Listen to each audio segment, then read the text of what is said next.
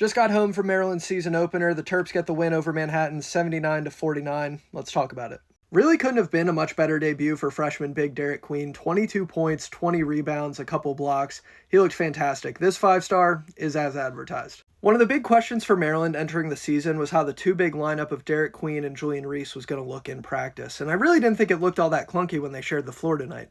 Derik Queen was able to get in some possessions as like a point center, which I thought was really fun because he is such a skilled big, really good passer who can make things happen with the ball in his hands. I hope that's a look we continue to see moving forward. I'm not going to sit here and say the question of if and how Queen and Reese fit together has necessarily been answered after just one game, and truthfully, I don't think we got all the Queen-Reese minutes that Kevin Willard had in mind for this one, given that Juju spent some time on the bench in foul trouble. That was unfortunate because it made it tougher to really assess the fit, but at the same time, it's hard to be that upset about it because Maryland won by 30, and we got that stat line from Derik Queen in his first college game. The Queen-Reese situation is something to monitor moving forward, but I'm going to say so far so good.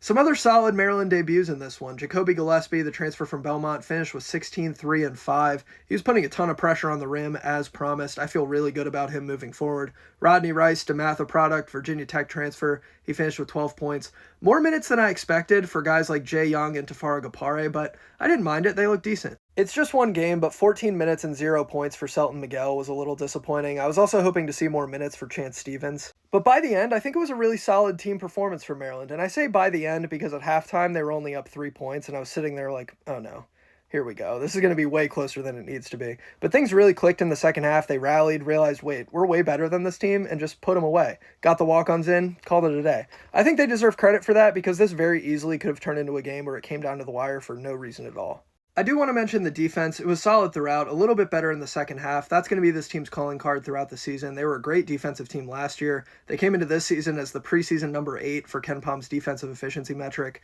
This was a good start for making good on those expectations. I'm a little bit concerned about the three-point shooting. Maryland was one of the worst three-point shooting teams in the country last season. On paper, it seemed like they improved going into this year, but they shot 21.7% from 3 in this game, which is not good.